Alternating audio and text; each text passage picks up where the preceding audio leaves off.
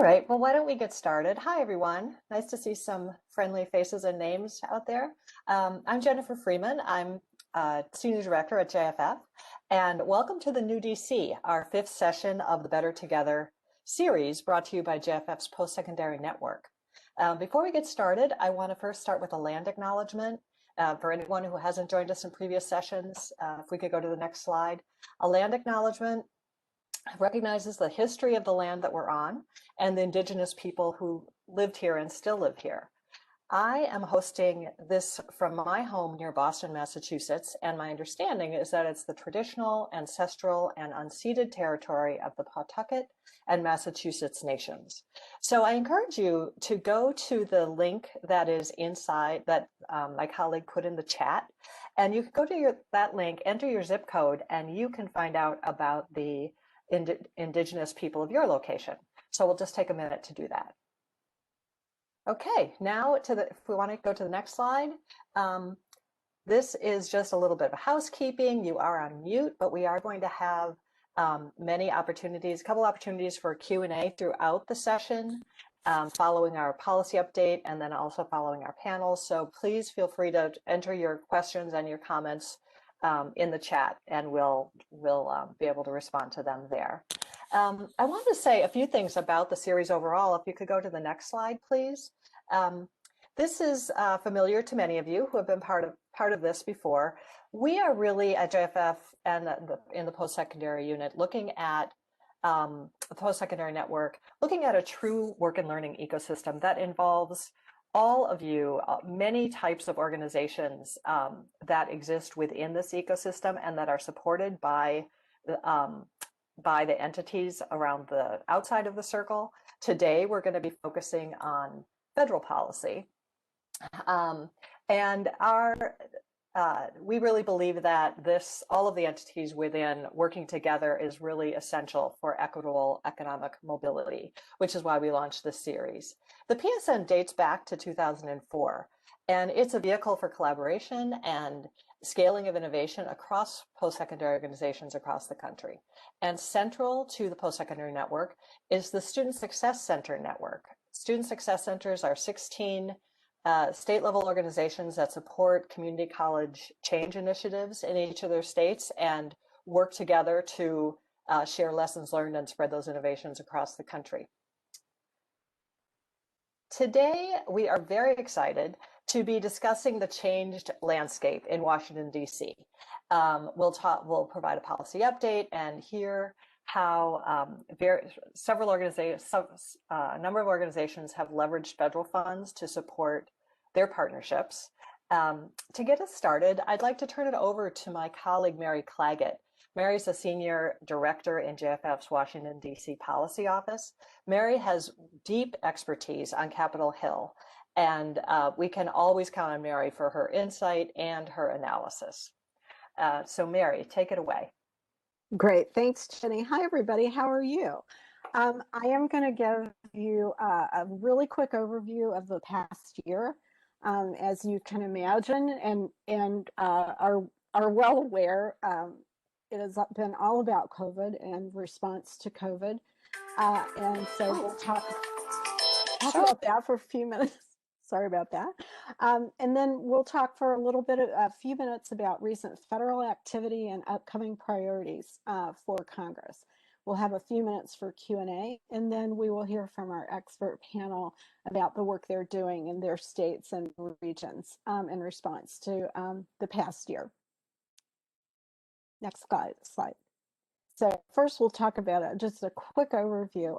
As I mentioned before, it's not a surprise to anyone that over the past year, Congress and federal government have primarily focused on COVID response. We saw in 2020, we saw 5 different stimulus bills that focused on providing emergency relief as a result of COVID-19. Next slide, please. In 2020, probably the most important or most impactful piece of legislation was called the CARES Act. It expanded unemployment insurance for individuals who had lost jobs. It provided $14.25 billion for institutions of higher education, as you know, to defray expenses caused by lost revenue, to upgrade technology, and provide more comprehensive services to students. It provided a little tiny bit of funding, $360 million in workforce funding for dislocated workers, but that has been actually a kind of a sour source of, in terms of the COVID responses, haven't really provided funding to provide the kind of retraining that people do need yet. We're hoping to see that in future bills, and we'll talk about that in a minute. Then in the second kind of big piece of legislation that was COVID response was the coronavirus relief bill, and it was combined with the FY21 omnibus spending bill. And that's the legislation that was passed in December. It provided over $21 billion in funding for colleges. It provided an increase in Pell Grant funding for at a level of 150 million, reaching 500,000 new students. It eliminated the ban on incarcerated students' receipt of Pell Grants. It also included FAFSA simplification provisions and really provided level funding on most other programs in the federal education and workforce space. Next slide, please. Today, we're dealing obviously with a new administration. We had a record number of votes. In fact, the most votes that any president has ever received, 81 million votes in support of President Biden and Vice President Harris. That said, Congress has a very tight majority in the House of Representatives. And as you know, in the Senate, we have a 50-50 Senate, which requires that if things are not bipartisan, it makes it very difficult to pass legislation. And just taking a minute on that, you all probably keep hearing people talk on the news about passing something under reconciliation. Well, that's because of this 50-50 Senate. In the Senate, because it's supposed to be a more deliberative body, they have rules that say that you have to have 60 votes to pass something. The House is more emotional. It tends to be more partisan. And the Senate is supposed to be this deliberative body that takes its time a little bit more and, you know, tries to find something that's more moderate in the middle. So they try to have,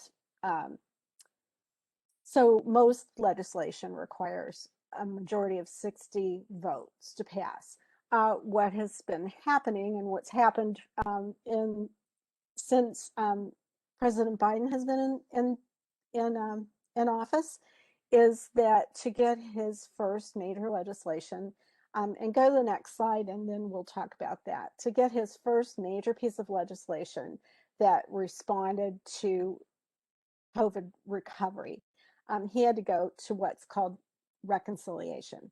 That is a situation where you can pass something by 50 votes, but you have all kinds of requirements that have to be tied to that.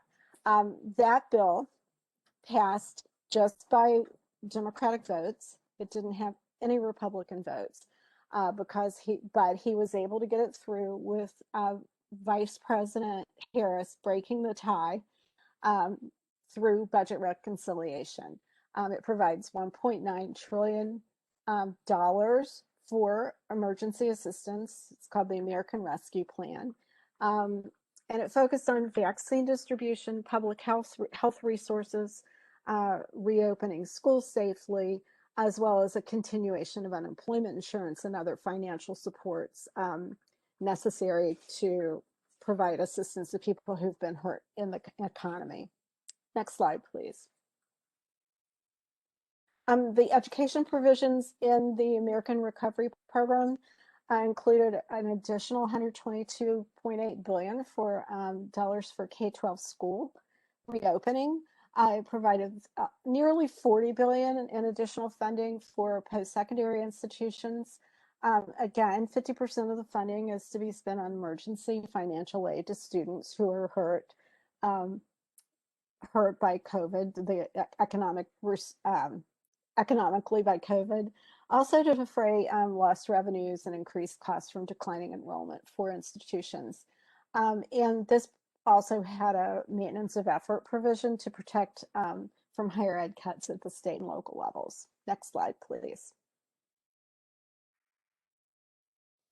There were some workforce and other provisions in the American Rescue Plan that extended unemployment insurance until September 6th. It also extended eligibility provisions in UI that were included in CARES Act last year to cover people like gig workers and others who haven't traditionally been eligible for UI.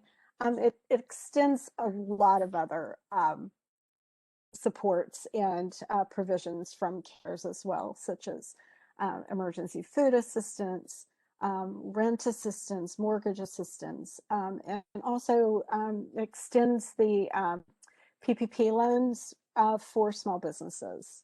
Next slide.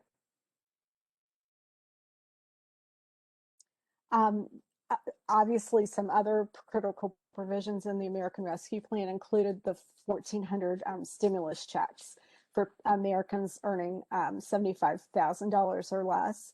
As I'd mentioned, it extends food aid and housing assistance.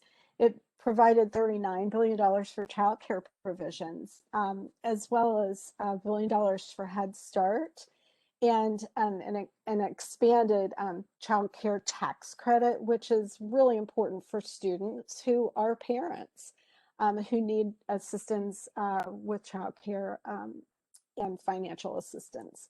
And then it provided $362 billion in direct aid to state and local governments.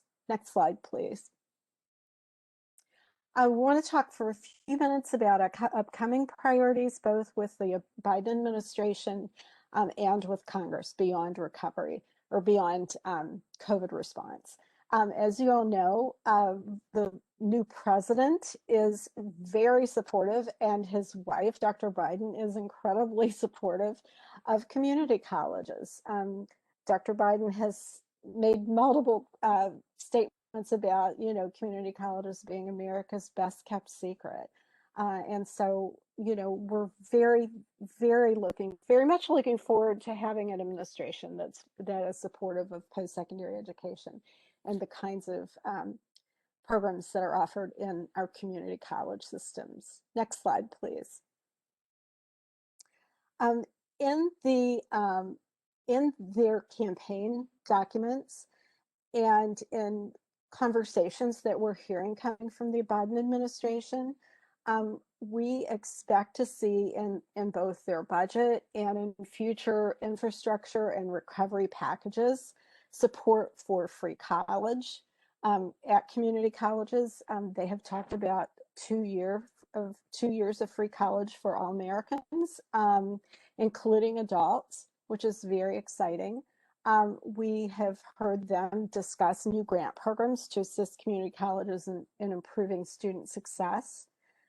In the campaign literature, the Biden-Harris campaign talked about $50 billion investment in job training that would primarily be provided through community college business partnerships and apprenticeships. Also investments in community college facilities and technology.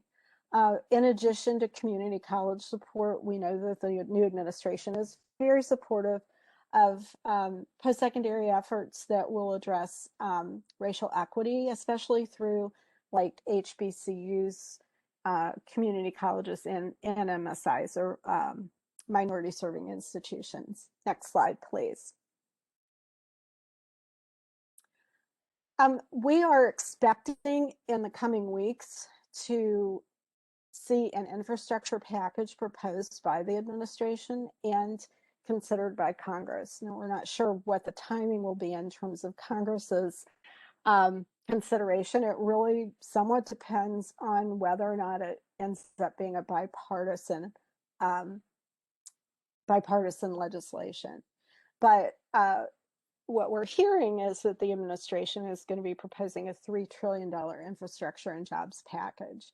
The infrastructure component, we're expecting to see, efforts to combat climate change, infrastructure related to green transit, climate and related R&D, housing and infrastructure investments that expand low-income housing, and renovations for schools and education systems.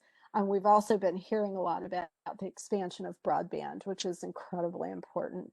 Other domestic priorities that we think could be part of an infrastructure package, or at least a new recovery package that again responds to COVID, but more focused on bringing the economy back, are universal pre-kindergarten and a further expansion of the child care tax credits.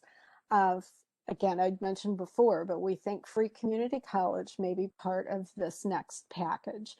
Free and reduced tuition to HBCUs, along with other health and tax provisions. Next slide, please. You know, Congress is also considering things beyond recovery and COVID-related legislation. One of the things that we're really excited about is that the Workforce Innovation and Opportunity Act is up for reauthorization, as is higher education and TANA for the temporary assistance for needy families legislation.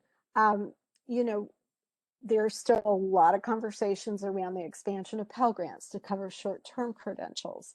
Registered apprenticeship is something that's on everyone's radar screen. It's a very bipartisan issue, and so there's a lot of support for an expansion of registered apprenticeships. And then there's been a lot of talk, in addition to free community college, about expanding resources for workforce development, particularly for skills training for people who have lost jobs as a result of COVID, or looking toward future work, people who are going to need continued training. Next slide. So what is actually feasible? As we have seen already, this president is not hesitant to use executive actions to get things done. There are certain things that he can do that will further his agenda, and where he doesn't need Congress. Legislative opportunities, as I had mentioned earlier, either require bipartisanship, or you have to have 60 votes, or you have to work around Congress through the reconciliation process. Again, it's a difficult process. It's way too complicated to explain today, except just to know that you can do it 2, possibly 3 times per year. You are limited in terms of the number of times you can use reconciliation, and it has many rules.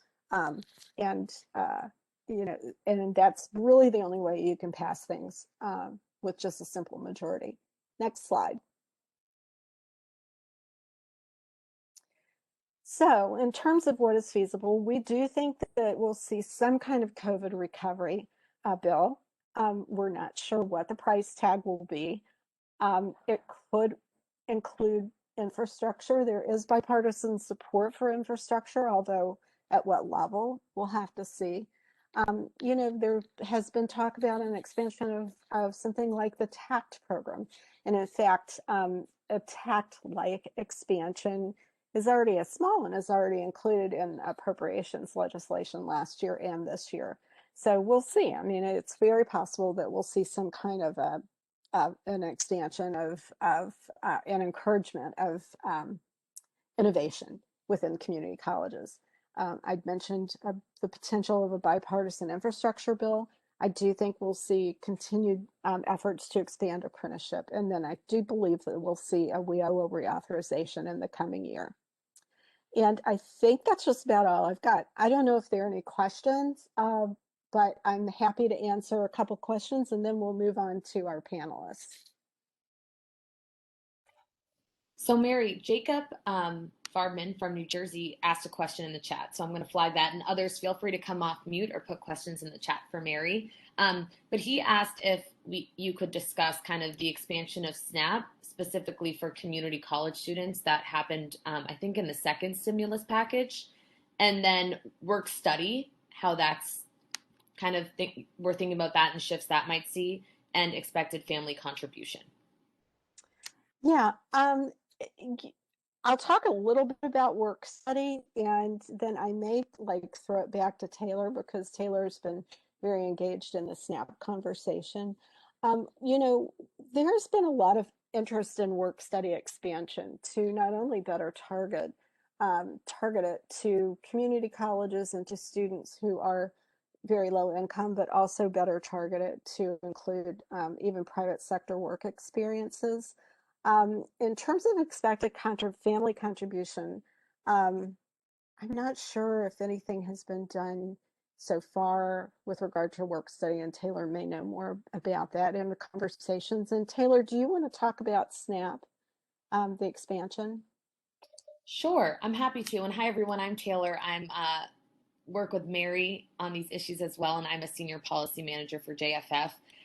Just quickly on the SNAP conversation, I think this was something that JFF and some of our panelists who will be introducing soon have been advocating for related to financial stability of students. So we were really happy to see as part of SNAP expansion in the second stimulus that community college students and other students attending institutions of higher ed were included, because we know so many were facing financial insecurity at this time. I think another thing we just generally with SNAP expansion, as Mary referenced, also individuals and students with children, there was greater expansion for students also children of students who qualified. So even if the individual themselves were not able to receive SNAP benefits, children were more likely able to with the stimulus packages that passed last year. I also will just do a quick plug, Jacob, not related to your question, but Mary and I work on education and training issues. And of course, SNAP has a really comprehensive education and training component, which was funded at level fundings from the December package that was passed. So Mary and I are also excited to see that those resources continue to be allocated for that program, and that I think, Mary, it was in 2018 in December, they reauthorized the Farm Bill, which focuses on SNAP and had provisions in it that aligned it more closely, their education and training components, to WIOA, which is also great for alignment of services in our learning and work ecosystem. So went a little bit bigger there, Mary, but hopefully, Jacob, that's helpful context and just another example of ways we hope to see federal policy better aligned to each other, so the programs happening on the ground are easier to provide for students and individuals. And I don't know if anyone has any other questions.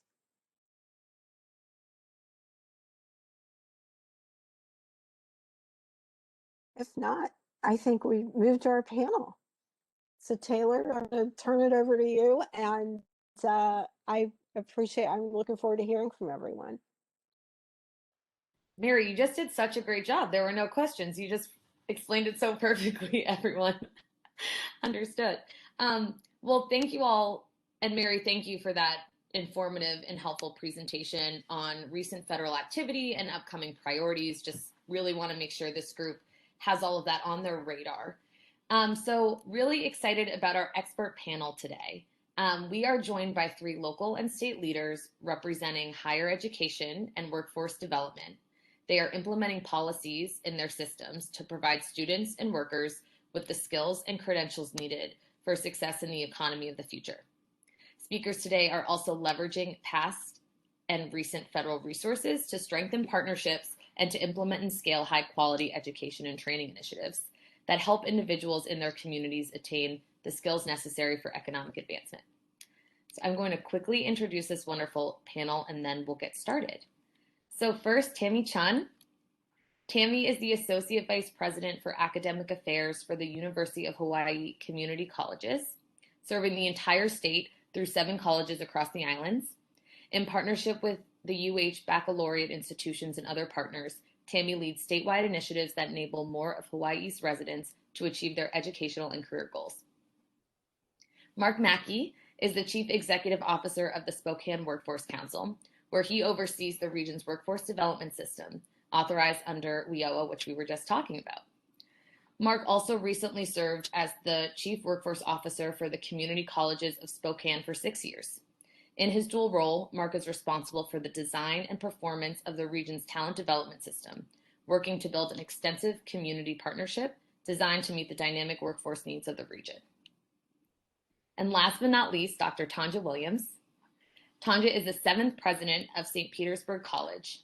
A St. Petersburg native, Dr. Williams began her tenure with the college in 1986, rising through the ranks in a variety of academic and administrative roles.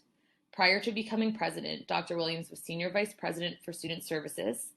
She has served in nearly every area of the college, which is so cool. She's been provost, associate provost, director of special programs, program coordinator, academic advisor, recruiter, senior accounting clerk, and adjunct faculty. Basically just to say Dr. Williams does it all. So with that, I feel so fortunate to facilitate this panel. Just so the audience knows, we'll be asking around 4 questions and then again, open it up for Q&A. So please, please, please put questions for panelists in the chat or come off mute when we're done and ask them yourselves. Awesome. So to kick us off, my first question is just going to be pretty general and open about all of your experiences this past year responding to the pandemic. So how has the COVID-19 crisis impacted your economies, your programs, your program participants, and how are you working to meet the education and skill needs of your state and region? And Tammy, I'm actually going to start with you. Sorry to put you on the spot. You're going to kick us off with that, but thank you. Sure. Thanks so much for the opportunity. So the impact of COVID was profound on our state's economy. So I think everyone experienced a lot of disruption across the nation, obviously. Hawaii in particular has a hospitality-based economy, and for better or worse. And the difference between February 2020 and now, it can't be overstated. So we were at full employment prior to COVID. We were looking at unemployment rates of about 1.5% to 2% in the state. And then we went to a near complete shutdown and had unemployment as high as 20% last August. So we are currently at 10% unemployment for the state compared to the nation at 6%. Hawaii tends to be top 1 or 2 amongst highest unemployment under COVID. So I guess just really to say that meant that there's a lot of uncertainty for a lot of people, and I think that was just exacerbated by the nature of our economy. So that was on top of what everyone experienced in terms of disruption of educational delivery, of childcare, and all of that too. So that was a really big, introduced a lot of uncertainty for us. I think that we've really focused on 3 objectives during COVID. One is, how do we help students our residents continue to make progress toward their degrees? Because we really still believe that having that degree is important. Social determinant of health, it's important for long-term economic and social mobility. So how do we carry on our current students being able to progress toward their degree, as well as new students continuing to enroll and strive for their degree. So that was something we really worked on. The second was, what do we do to help people get immediately back to work? So this is, how do we help people get a job? Make sure that they can be productively employed, food for their family, health benefits that come with the job. So really immediate back to work, whatever that job might be. And we did some short-term job training, which I think I'll have an opportunity to talk about later. And then the third is, what is the post-pandemic recovery going to be, and what's the university's role and community colleges' role in shaping the post-pandemic recovery? And that longer-term planning, both internally with the college stakeholders and then with the community around what should the state's economy look like going forward. Big questions in our state about the extent to which we want that tourism should rebound to its pre-pandemic rates. We were at 10 million visitors a year for a state that has 1.5 million residents. And there were lots of big questions about recovery there and what might the economy look like that is beyond just a hospitality-based economy. So I think I'll have more opportunity to talk about that as well, but I think Taylor just wanted to frame it up for you that as I really thought about it, we focus on those buckets. How do we help students continue, our residents continue to move toward building their educational capital, earning those degrees and certificates that matter? Secondly, how to help our residents get back to work. And then third is, how do we think a little bit long-term about what are those programs, degrees, and certificates we need to make sure that the state can recover healthily? That's great, Tammy, and I love just laying out the three things like that. So Tanja, I'm going to pass to you next, and after Tammy's speaking on the state level, we're going to go look more locally. So Tanja, do you want to talk about the work you've been doing in St. Petersburg? Thank you so much. And are we still talking about the pandemic and the impact? Yes, please. Sure. Good. Thank you. So, you know, the first thing a college president especially is going to be thinking is, how do I keep students learning and how do I keep employees employed? Those were the top two things because many of our families were struggling, you know, just like Hawaii, Florida is a tourist town and we are entertainment, hospitality. And those numbers went down immediately as different states started to shut down. Florida did have a shutdown moment, and our state suffered from it through the pandemic, by the way, of keeping people employed. And these are the most impressionable people who are working in hospitality, who are used to working at the hotel and the restaurant and things of that nature. Even if they had a degree and they were the manager, their jobs were in jeopardy. So the college's role was to find a way to work with our workforce partners to make sure that we, one, understood what is the new job. Because we know with COVID, things have changed. Some jobs used to do it this way, and now they don't need that role, they need a new role. Some companies have found out that they were more effective working remotely, and they're trying to find out what is the new work. So our job as a higher ed institution is to find out from our workforce partners, what are the new things that you're going to be doing going forward? So we immediately started spending time with clustered groups to find out in manufacturing, what are your experiences? What do we need to change in our training? And how do we keep people ready to return back to work? Because St. Petersburg College has a large population of individuals who live in low socioeconomic neighborhoods, we spent a lot of time gathering food and clothing, computers, and Wi-Fi.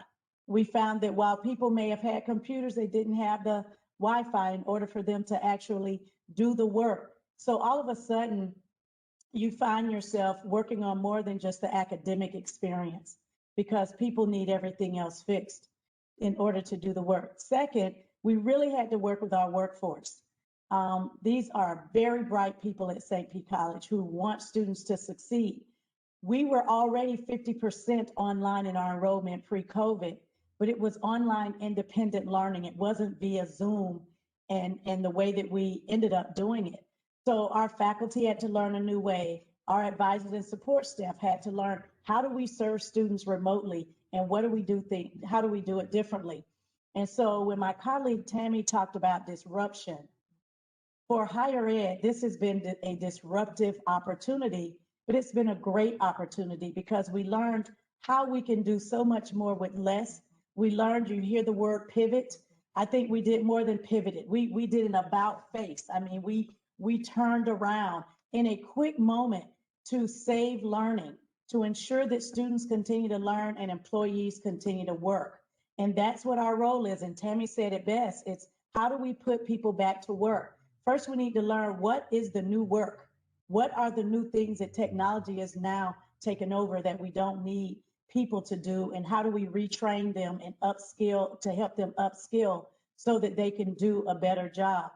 I've never been more proud of the community colleges and the higher ed system than I have been during COVID, because we've been able to do something, almost go where no man has gone before in a quick moment of time.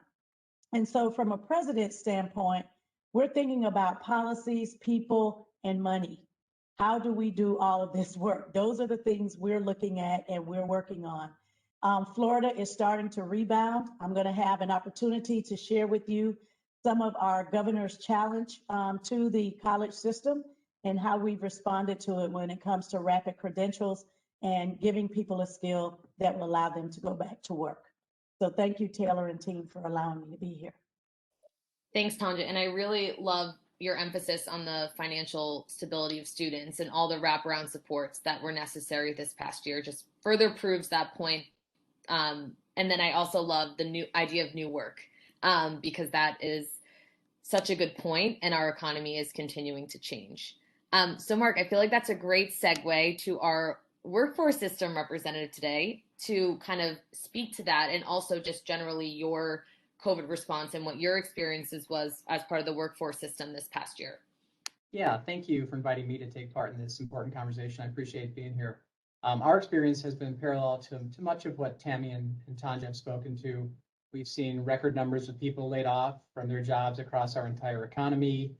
The medical crisis precipitated stay-home orders for any workers deemed non-essential and closed many businesses entirely. And those stay-home orders are still in effect as we go through different phases of reopening. So a lot of workers are still on the sidelines. And like most areas across the country, and certainly in Hawaii and in Florida, especially hard hit have been those industries like retail, leisure and hospitality, food service and accommodations. And these layoffs and business slowdowns in those industries have disproportionately impacted communities of color and women who represent a majority of workers in many of those industries. So we're seeing a huge equity gap that we're working to address and support more equitable economic recovery as we move into this for our entire workforce. I think, too, this has been a very different recessionary event from the past few that we've experienced. I first joined the workforce system in the 90s and experienced the dot-com bubble bursting in 2001, and then the Great Recession in the mid-2000s. And in each of those, we saw people really flocking to the workforce system for help and to community colleges for retraining programs. That's almost the first thing they did, was think about, where do I go to get the resource to get back into the economy? But this time we haven't seen that massive influx of job seekers and students, as people have sat on the sidelines due to fears of COVID infections for themselves and their families. They're having to remain at home to educate their children and take care of that because the kids can't go to school. There's a lack of affordable and available childcare that's impacting their ability to go back to work. And then they're also unable to think beyond their past job, and they're thinking their other job will come back at some point in time, and they're holding out hope that that's going to happen. So there's that impacting the people coming back. And then we've seen the recession really causing some structural changes to the economy with the rise of remote work, of course. Here we are in this Cisco WebEx meeting, and also increased adoption in technology and the use of it for many jobs, both of which I think signal the need to reskill the workers that we're seeing, but without a really clear picture yet of just how wide-ranging this will be, or how long-lasting it will be, and how long it will be in this environment. So to keep pace with this, we're definitely working very closely with our business community in a region to stay current on their talent needs as they go through the changes that are impacting their business model.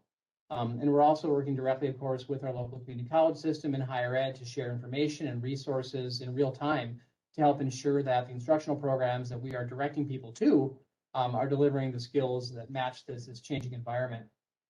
So lastly, I'll just talk a bit about, like everyone's, we transitioned to delivering career services remotely over the course of the last year. And this allowed us to continue providing a range of services and resources to customers who could use technology. But like was said earlier, we found this left many customers behind, as large numbers of them were without a computer at home, don't have digital literacy skills, and just can't use that medium to stay current on their skills or to go to work.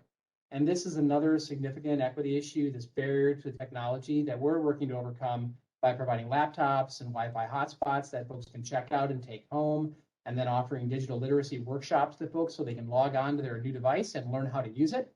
And of course, there's not enough resource to give everybody a computer and a hotspot. So we are now really trying to get back to some in-person service delivery so we can deliver face-to-face to people who need that and benefit from that. So lots of changes. We're still in the throes of it, but a lot of similarities, I think, across the country and how we're all working together to figure this out. Thanks, Mark. And, you just referenced kind of some of the uses of resources. So that's a perfect segue for our next question, which is talking about, what Mary was just presenting on, which is just federal funding and how you all use it. So with the various COVID relief packages that have been passed, how have you been able to use these dollars to benefit your institutions, organizations, and students? Tanja, I'm going to pass to you first to talk a little bit more, like you were just mentioning, with Florida's Get There initiative and speaking to how St. Petersburg College is leveraging these resources allocated by the governor. Oh, and Tanja, I think you're on mute.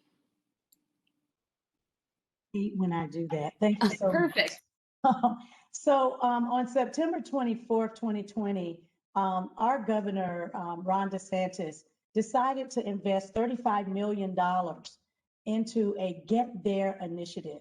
And the purpose of the initiative was to help individuals gain short-term credentials in order for them to get there, to get to work. And so the colleges, as well as the technical and the state colleges, had a chance to vie for these funds, and SPC was one of the institutions that was blessed to get those funds. And so our whole focus was to ramp up our short-term credentials so that folks could get a job. So to do that, first we had to work with our workforce partners to make sure we understood what were the short-term credentials that are still viable with high wage paying jobs. That was the criteria. It must lend to high wage paying jobs. So I want to say, since September, we've started 22 programs, and the goal is for them to re-enter the workforce in the field of business, technology, healthcare, public safety, engineering, and manufacturing. 934 individuals have applied to receive those rapid credentials. So far, we've awarded the credentials to 325 students, and this is free training for them. 283 went straight into the workforce already, and 42 are in the midst of a certificate program where they have to take a test or something to show that they have those credentials. To do this work since September, so we didn't get the money in September, we probably got it closer to October, November. We ended up working closely with our workforce partners, with Career Source, which is our workforce helpers in the community, to help us find individuals who are looking for jobs. The unique part about this is we focused on individuals in low socioeconomic status and those who were in need of retooling, that either the business is closed down for good, and here's some tools that you can gain. And so we're very blessed that our governor started the Get Here campaign. Since then, on the 22nd, he invested another $75 million in more rapid credentialing initiatives called the new Get There Faster initiatives.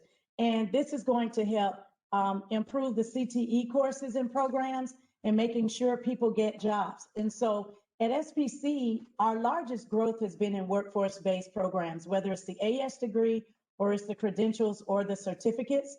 And we're seeing, you know, Mark, you talk about equity, we're seeing more people from those low socioeconomic zip codes, individuals who are minorities, take advantage of this new training to move their lives forward. And so we're going after this second pot of funding from our governor to be able to expand, because we've almost spent the majority of the funds he gave us in September or October when we received it. Oh, someone asked a question of where did the funds come from the governor? It is his CARES Act. It came from the governor's emergency education relief called GEAR funding through the Coronavirus Aid Relief and Economic CARES Act.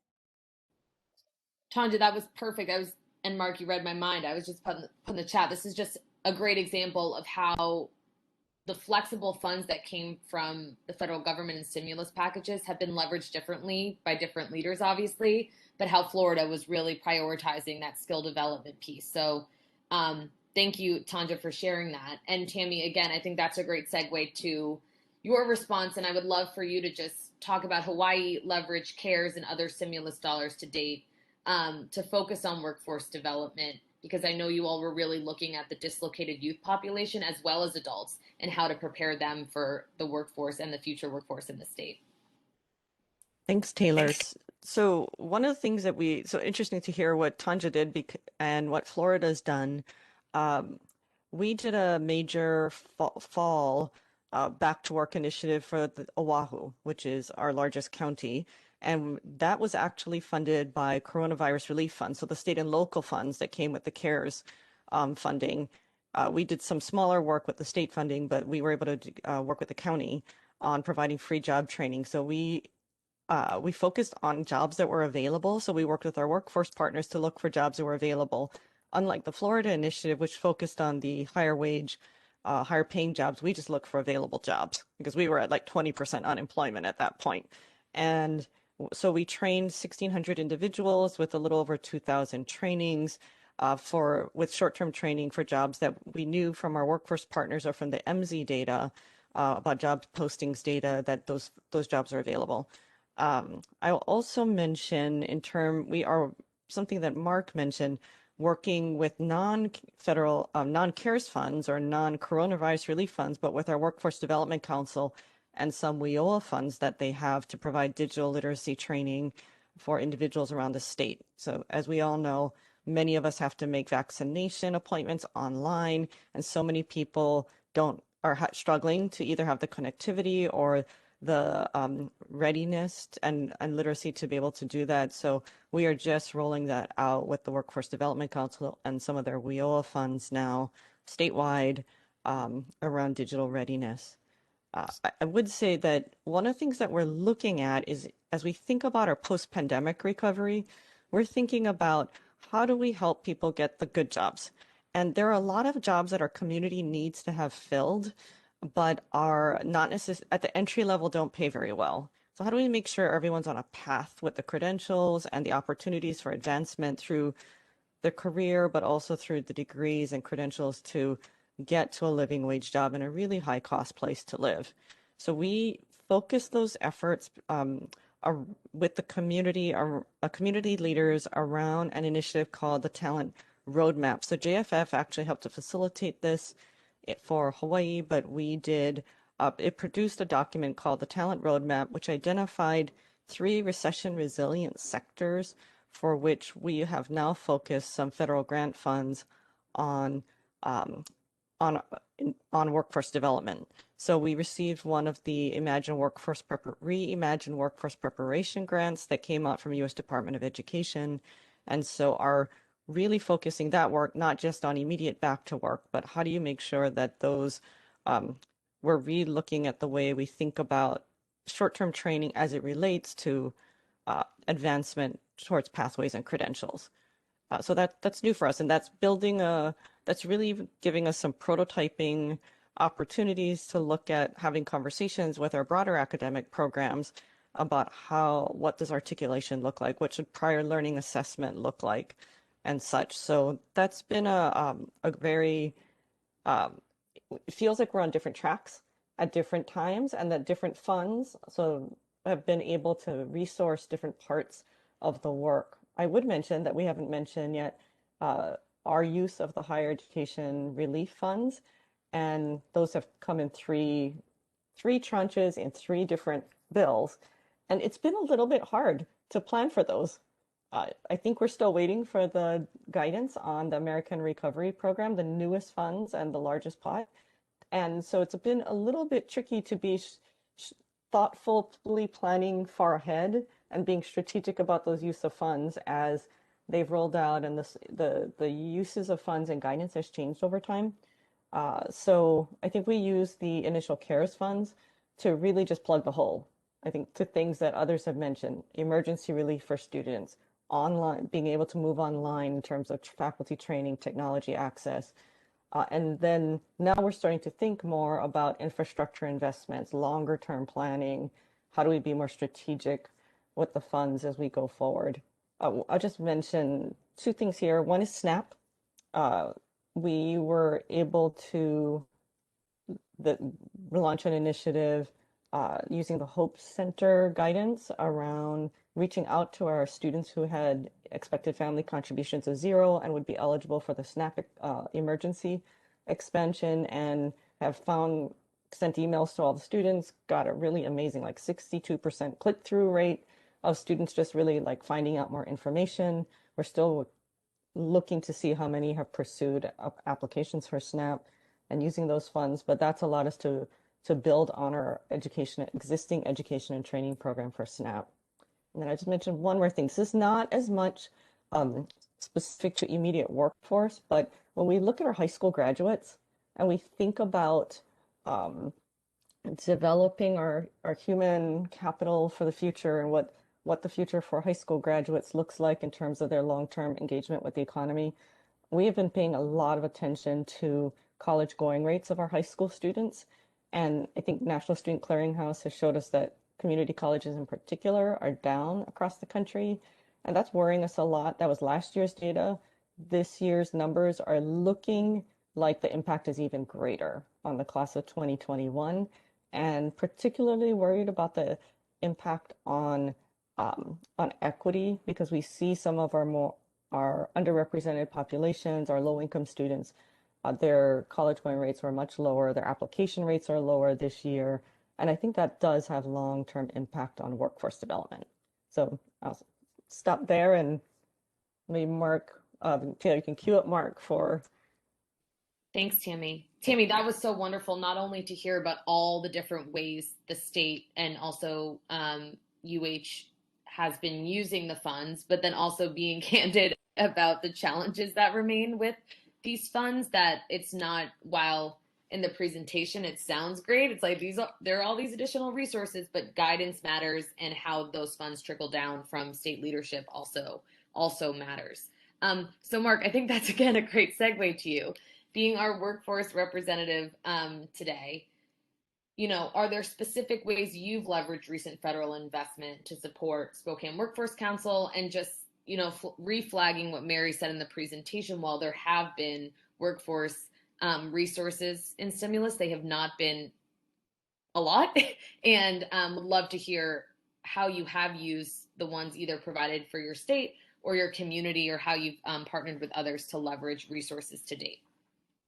Yeah, there is certainly never enough resource to cover the need. And certainly in this current situation, there is way too little. But I've got a few things to touch on, I guess, with regard to funding, then also unmet needs. And the first one is that we've been fortunate to be the recipient of locally about $1.6 million from 2 national dislocated worker grants from the U.S. Department of Labor. And those were released early on in the pandemic, and they're designed to provide people impacted by the pandemic with employment and training services.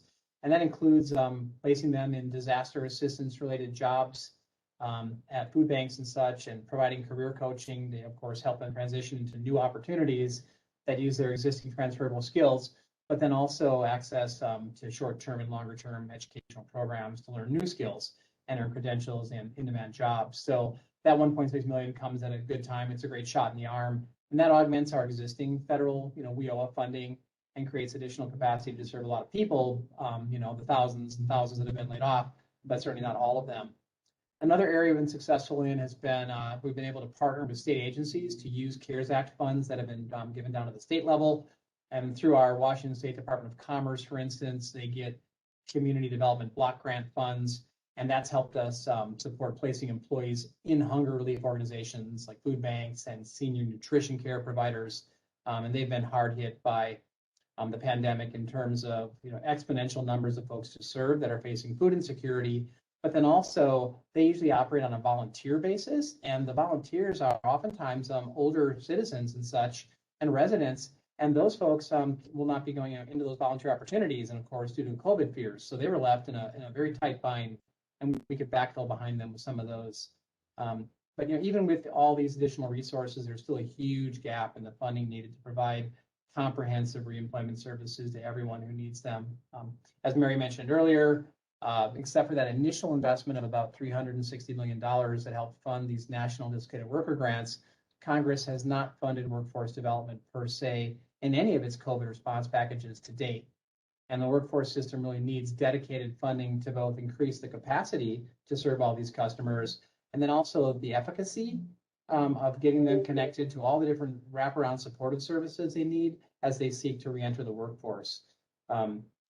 Especially as we're really focused on getting a lot of these folks transition from their lower paying service sector jobs into family sustaining jobs and career pathways and growth industries that won't be impacted as severely in the next economic downturn or by automation I think as Tammy referred to. So we're trying to figure out where those good jobs are that are somewhat insulated from this type of event and get people connected to those opportunities.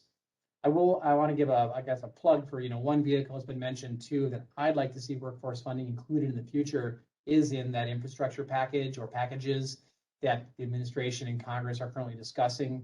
As we think about rebuilding our roads and bridges, let's make sure we have, funding in place and a system in place to invest in the human capital that's going to drive this growth and sustain it for the long haul and help, especially the workers impacted by the pandemic, to connect to these good jobs and to these lifelong pathways to economic self-sufficiency. So I think there's a good opportunity in there that we can take advantage of and reach out to our, congressionals and talk a bit more about what that may look like. And I hope that gets included in the days to come, and we can all advocate for that. Hey, Taylor, I know this is unorthodox. No, because please. my time is over, except that I wanted to tell you, Taylor and I just got an email, and it's funny. It just shows how quickly things change. The administration is currently briefing committees of jurisdiction now, and I guess they're going to be coming out with the first stage of their recovery plan tomorrow, which is a $2.25 trillion jobs and infrastructure package that's expected to include $100 billion for workforce development, which is really incredible. I mean, I imagine a lot of that will be for community colleges, but also hopefully the workforce system. Don't know what the details are, but I had to throw that in since it wasn't in our slides because things are developing on a day-to-day basis. So just wanted to share that. Mary, that's amazing. And also, I know our last question for the panel today before we open up to Q&A is like, what's one thing you would ask for federal policymakers? And maybe that was the wish that we were all thinking about. And it just came true today when we all were together. So thank you, Mary. Mary, someone just asked in the chat, can you repeat who again, what was this funding? I know it's still pretty high level, but just quickly, and then we'll get back to the panel. And I'm sorry, I shouldn't have interrupted, but I was just excited. I was like, oh, it's perfect about what Mark was just talking about. It's the administration, and it's part of the infrastructure and jobs package that they have been discussing. It's just we haven't seen anything yet, and I guess they're planning on rolling it out tomorrow. So it's obviously will still have a long way to go to become law. But they're talking about a $2.25 trillion jobs and infrastructure package, including $100 billion for workforce development. And again, not sure how much of that would go where, community colleges or others, but we will find out more detail tomorrow, I assume. So anyway, and I apologize for interrupting, guys, but I just thought that was kind of timely. No, that is great news, Mary. And Mary, again, like I think that's obviously perfect to kind of finish up the question around how we're leveraging federal funding. Hopefully more federal funding is coming soon for everyone to leverage and utilize. Just thinking about our ecosystem too, and like Mary just mentioned, there's going to be, knock on wood, and potentially more pots of money and kind of towards systems generally. But really, hopefully, we want to see this expanded alignment and partnership. So like Mark was mentioning, funds are used effectively and efficiently as also they might become bigger and more quickly to communities. There's a lot to do, and not one person or institution can do it all. So, Mark, I know you just were off the mic, but going to pass it back to you. Just would love to hear from all three of you about what you're doing in regard to partnership and alignment across this learning and work ecosystem. But Mark, the Spokane Workforce Council, as we talked about in your intro a little bit, has really been strong partners across systems. You've sat on the community college advisory boards. You've been an officer at the community college. You work with human service agencies to coordinate delivery, along with obviously a strong relationship with employers to ensure services are informed by in-demand opportunities. Can you talk a little bit more about how you work across these sectors to align services and training opportunities, and how federal policy has helped you coordinate this, or you can also be honest if it has hindered partnership, and how you kind of maintain this alignment during times of increased disruption like this past year? And again, I think this really will speak to just like the effort, the holistic effort that's needed to help communities and states and people recover. Yeah, thanks, Taylor, and thanks for that, Mary. You're a very hard act to follow, announcements like that. So I'll do my best. But all of our work, I guess, first and foremost, is informed by employers and robust linkages, of course, to those employers in our community. We do ongoing extensive analysis of the economy in real time and determine which businesses are being negatively impacted by the economic disruption and where growth is still occurring and it continues to gain momentum right now. So it's important to stay with those employers that are experiencing growth right now and figure out where they're growing, what their needs are. And so we, of course, do help the employers that need help navigating PPP and EIDL and other tools to help, keep their business afloat and navigate that complex landscape. But on the growth side, we're working with those businesses to figure out they're actively hiring for what positions, what are their new or existing skill and credential needs, many of which are changing as the pandemic plays out. And then we crosswalk that information with our community college and institutions of higher ed so they know where to make investments in programs and increase the number of sections or reduce them and even make adjustments to curricula to ensure their students have what they need to successfully return to work. One example of the alignment that I want to share is in the arena of aligning housing supports with career services, something that we hadn't done much of in the past. The two systems kind of operate independently. And I serve on our local Continuum of Care board, and I try to bridge the gap between housing and workforce investment. So in this current pandemic, we've received about $2 million in CARES Act funding to support meeting the area needs of residents who are experiencing housing insecurity, can't pay their rent, can't pay their mortgage.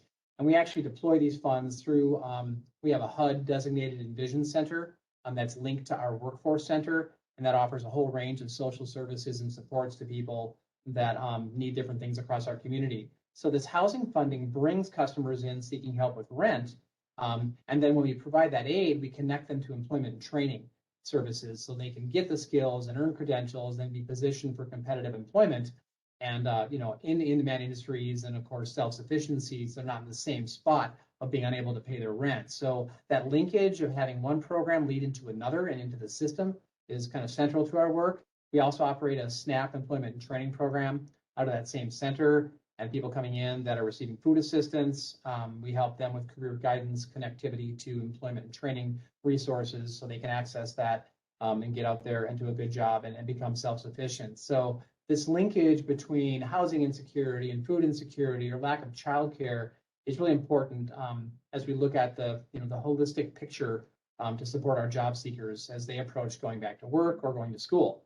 And we really try and provide all the services we can at a single point of service, as opposed to having people move from office to office or multiple phone calls or different appointments.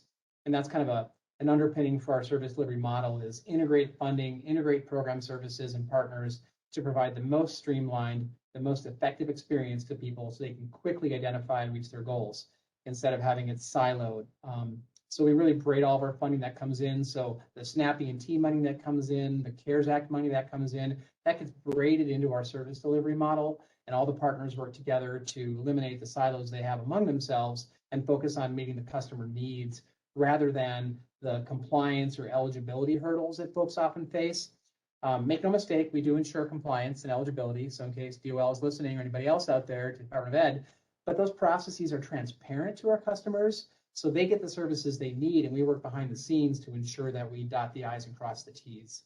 So, overall, COVID's presented some challenges, but it has created new opportunities for us to better work, link ourselves better with these other programs and other partners and see ourselves working as part of that overall ecosystem of workforce development. Mark, that's great. And I love your reference to the kind of broader ecosystem here. While we say learning and work, like human services, SNAP, housing are crucial to ensure the people we're trying to serve succeed and progress in their career. So Tanja, I'm going to pass to you next. Similarly, just staying at the local level for a second, can you jump in and talk about your impressive partnership, like you were talking about with your workforce, but also the local employers? And I know also you are very committed to serving the needs of your students. So are you partnering with any local CBOs or institutions to meet those unique needs? Absolutely. Thank you so much. First, Mark, I really liked what you talked about when you talked about the ecosystem and people coming together. And Taylor, you mentioned this work cannot be done alone. This is not a one-man show. It won't work. Our students and our constituents have many challenges that they're trying to overcome, and there's also many opportunities for people out there to change their lives. So SPC has an opportunity of a lifetime to partner with CareerSource, and Mark, that's pretty much in your area, to work more on how to help people get jobs. But one of the things, and Tammy, you know this, we put programs together, but we want to make sure that it meets the needs of the employer. We can sit in a room and put it together and send it out, and the employer says this is not what we want. So we have been co-writing curriculum with our employers, and I'll give you one example with Duke Energy, Power Towns, Urban League, CareerSource, our food pantry organizations, and others. We came together to look at what would be a high wage, high paying job that is a short credential that can help individuals out of poverty and into prosperity. And the line worker program is what came out. And so we worked with Duke Energy, which is our Florida power type company, and Power Towns, which is a subsidiary, and Tico Peoples Gas. They co-wrote the curriculum with our team of what a line worker would need. So this is their curriculum. It makes a difference when they know that. They have almost 100,000 vacancies in line workers. And so we know that the need is there.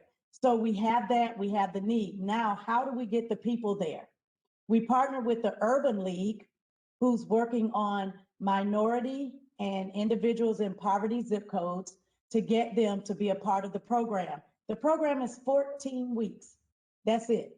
They start off making almost 50 grand a year with 14 weeks of training. And so the Urban League helps with the recruitment. And then we have other companies help provide those other social skills they need to be prepared and be successful, along with CareerSource, who provides a lot of the wraparound services that they need that are outside of education. And I know, Tammy, with us, almost every college is providing food, mental health services, clothing, transportation. We're doing everything we can, yet we still need our community-based organizations. The Urban League plays a big role in securing the students for this program. The program started in March. We were full in 1 week. Our June class is already almost full because of the partners and the people around us working as a team.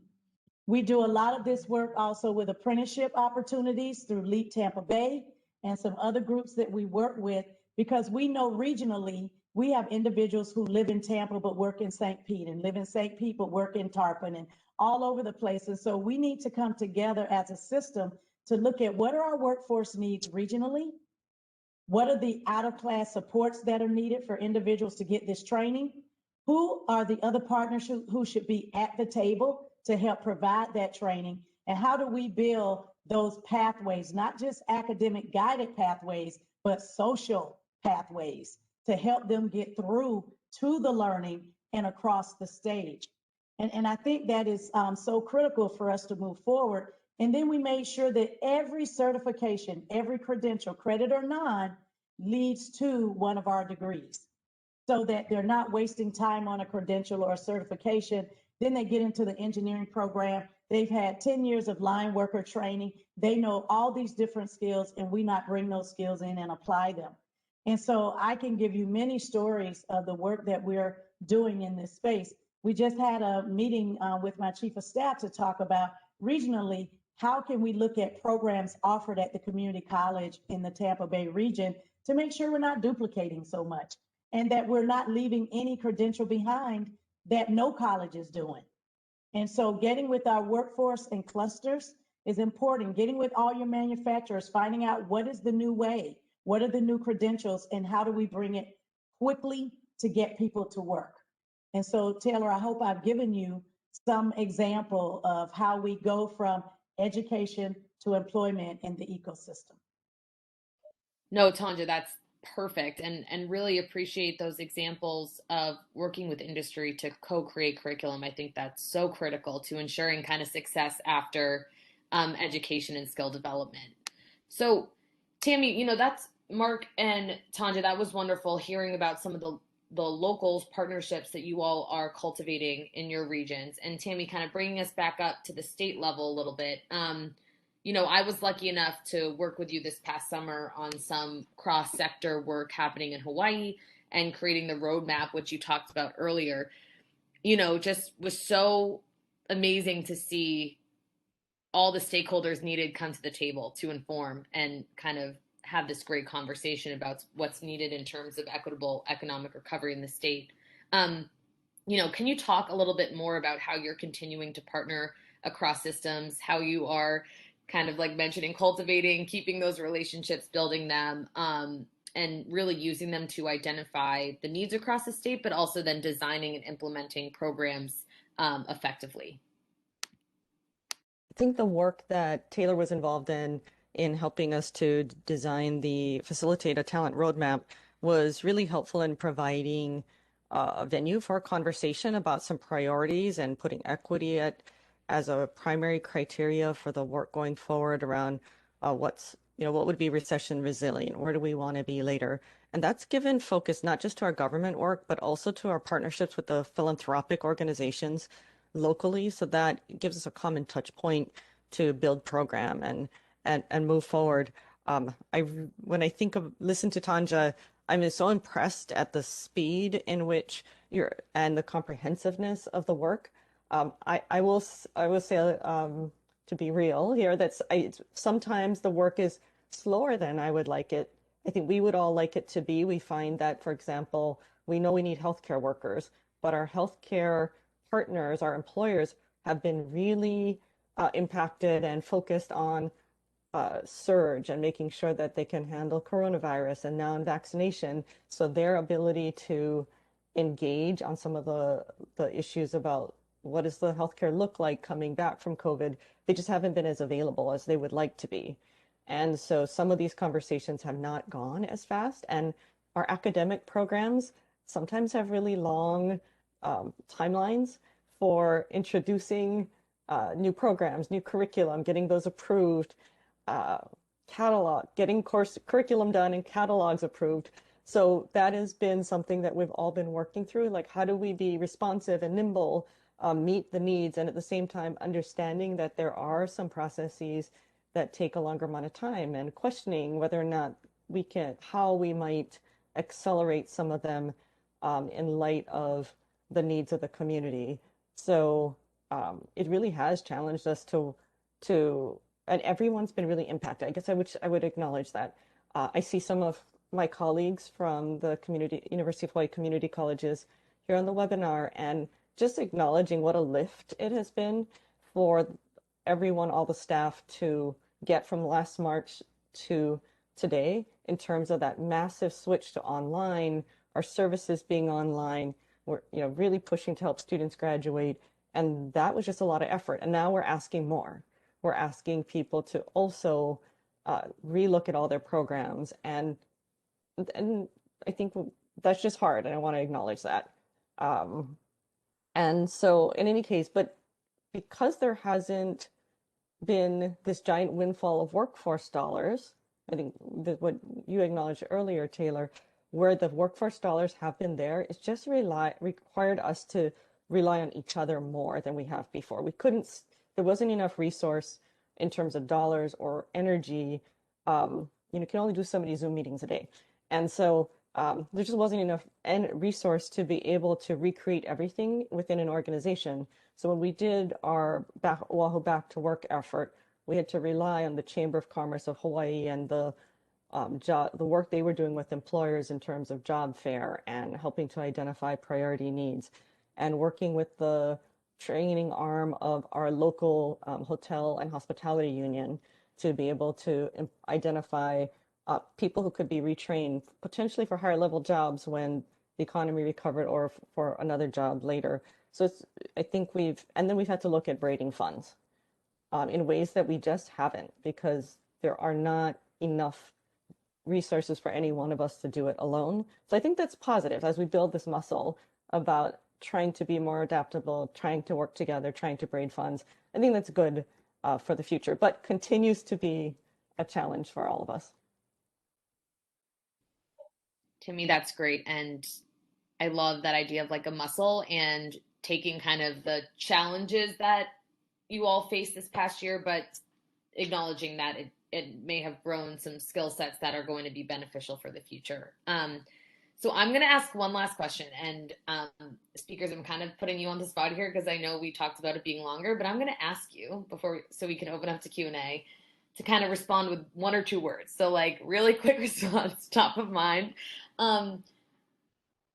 Mary just kind of provided some more opportunity for federal policy, maybe even coming up tomorrow, which is so exciting. That will be obviously take longer to pass. But if you all could have one ask for federal policymakers thinking about recovery efforts, what would it be? And you could literally just say money. It could be it could be a little more specific, but what would your one ask be related to federal policy and resources that we might see coming out of the new administration in Congress? And I'll let any of you jump in. I'm not going to pick whoever just thinks of it first. Just come on in. Well, besides money, I know we all would say money. I would say policy on identifying who the college student is. We know that there's hardly no financial aid funding for students who take on these rapid credentials, and some of them are very expensive. And I think that, the federal government needs to understand who the college student is, and they need to lift some of the bans that they have that will not allow people to gain rapid credentials to move forward. I know there's a lot of talk about it.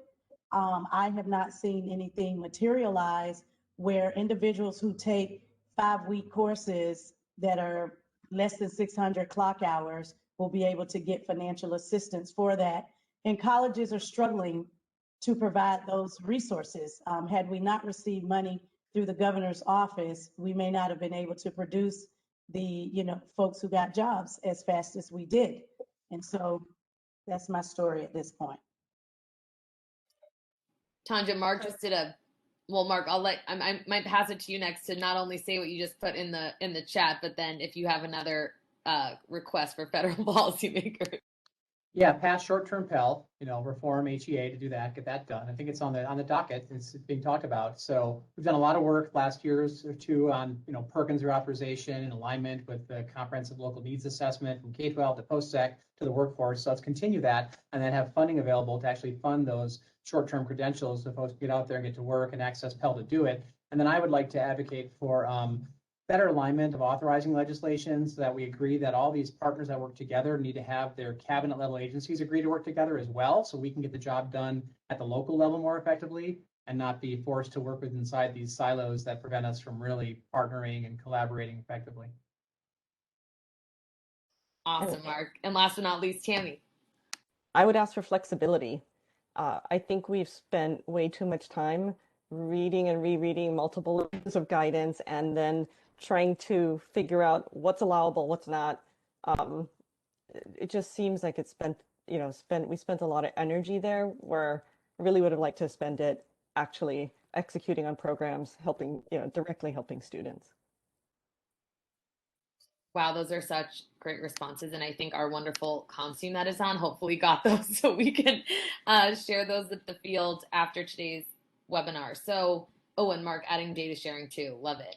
So Jenny's going to close us off today, but we do have 5 more minutes. So I would just one last advocate for folks to ask questions. And Jenny, you asked a great question in the chat. I know we do have a little time, so didn't know if you wanted to quickly ask the panel now or just because we have a few more minutes. Sure, unless someone else has a question, but anyway, I'll throw it out. So you've been talking throughout about all these great partnerships and all the ways that you're braiding funding and how, what you're trying to do in your communities can't be done by one organization. It's got to be a group. So do you have any advice? I'm sure that Tammy, you referenced challenges. It's hard. Do you have any particular advice for how to really bring people to the table, how to really get people to coalesce around a cohesive strategy when you've got these different funding sources and when different, organizations are in the lead depending on the agency that's doing the funding. So I don't have a grand strategy, but I have a practical suggestion, which is you need a project to work on together. And so for us, what an example was applying for the Reimagine Workforce Preparation Grant. We ended up with being awarded $13 million over 3 years to do workforce development. It brought a lot of our players to the table, both in the grant writing and then in the implementation. I think the opportunity to write for the funds and then getting agreement around a way that we're going to work together and something to work towards was helpful. And now that's a common point for implementation. And I think it's moving slower than I would like to, but it is moving deliberately towards a long-term systemic change in terms of the way we work with each other, setting some new models on what we expect of our programs in terms of short-term training, leading towards some kind of degree pathway, and creating that relationship between non-credit and credit that has not been very strong in the past. So just as an example, the underlying theme is we really needed a project to work on because everyone can talk about braiding funds and conceptually what we want to do, but we needed a common project to put into practice. And I'd like to add to that. Thank you, Tammy. She's going to say it more eloquently than I will say it. I believe that we have to bring the problem to the table and bring players to the table who are willing to work on the problem. And so when we did the line worker program, the problem was there weren't enough. That was the issue. And, that company needed more line workers. We could provide the education, bringing the problem to the table that it may be the manufacturing group may be having a struggle for this role. Being that convener allows you to be at the table to hear what the issues are and to be able to come back and say, why don't we work on these things? Why don't we look at this? Well, this is what I can bring to the table. What can you bring to the table? And so we have fought hard to be the convener of the solutions to our community. And we hold those meetings and we get to sit at the table and hear, and we get to work together on the project and the initiative. But the work that Tammy has described is right on point. I think having a project together, and I think that project is solving the problem. She happened to have had the money. 13 million, you can bring people to the table. We oftentimes find ourselves bringing people to the table with no money and trying to really solve that problem and issue. And somehow we come together and start bringing those funds and saying, here's what I can bring, here's what you can bring, here's what it's going to do for our community. I stand up for those projects. I enjoy them. Great. Thank you. And that's a great comment, Tanja. Like, we have the 13 million now, but the prospect of getting the funds helped bring us together as well. So that moved the conversations, got some commitments around the concept of what to do moving forward, which is what we built on once we had the money. And then I will say that not everybody defines the problem the same. So this is interesting. So everybody is has a slightly different take on what they're trying to solve for, but then finding that common ground around some common activity was really helpful. And I would just quickly add, I'd recommend starting with the customer, whether it's a business or an individual. Identify who you're going to serve and work from there. That's been very successful for us. What does each partner care about? What are their goals pertaining to that customer? What do they bring to the table in terms of resources? And how can you work together to achieve the goals for that customer? So too often, I found in our area, we'll take kind of a paternalistic view of like, we know what customers need and how we're going to solve for that, as opposed to thinking about it from the customer perspective and working backwards from there. Such great final points, all. Thank you so much for today. It was so wonderful getting to talk with you for this hour. Audience, we hope you all enjoyed it. And Mary, thank you for not only the policy update, but the late breaking news. It's so exciting. So Jenny, I'm going to share my screen again and I'll pass it to you to close Okay. us out. But thank you all again. Great. This was so wonderful. Great. Yeah, I echo Taylor's remarks. It was wonderful. And I think that you offered our audience, hopefully audience, you felt the same, some really, really great concrete examples of what you can do together and how, when funding sources come from a variety of places, even if they're coming from a variety of places, you can organize them around a single challenge. And I loved the bits of advice at the end. So it really feels like, given Mary's late breaking news, that the time is now. If you to get the partners around the table and begin to think about what that common challenge would be. So I want to draw your attention to two things. One is our next session, which is happening. If you go to the next, or it's later on. Never mind. I'll just talk about it. Our next session is on April 8th, and Emily put in the chat a link to the registration. It's really part 2 of the session we just heard. It's going to be focused on state policy and state funding. Same issue. What are those state policies and funding, examples of state policy and funding that drive partnership and that really kind of propel or demand that there is some partnership activity? So anyway, we'll also point out sort of state funding that's going to be coming down and administered at the state level that you all will want to be aware of. So I hope that you will join us for that. It's also going to be there's going to be a lot of breakout sessions and opportunities to really work with other people on the call. Now I'd like to share something we've developed to help you deepen your partnerships. If we could go to the next slide. Some of you have seen this before. We've developed a partnership tool that will help you with partners across your ecosystem in your community think through what challenges are that you want to work together, resolve together. It provides questions to ask yourselves, ways to go through a collaborative dialogue, and then ultimately helps you develop an action plan in your community. This is in beta version now. The link was just put in the chat. You can get access to the ecosystem tool through that link. And we would really love to hear your feedback. We do plan to alter this tool with your feedback. And we also plan to facilitate a conversation, a community practice among people who are using it. So if you are inclined to use that tool to help you support and deepen your partnerships, please do. And then if we could go to the next slide. This was the ecosystem again. This is like the slide that was going to be talking about April 8th, which I already did. So I do hope that you'll join us on April 8th at 3 o'clock for state policy. And I really thank you for joining us today. You'll receive some curated resources, a copy of the recording if you want to share it with others who were not able to join us. And thank you very much. We'll see you on April 8th.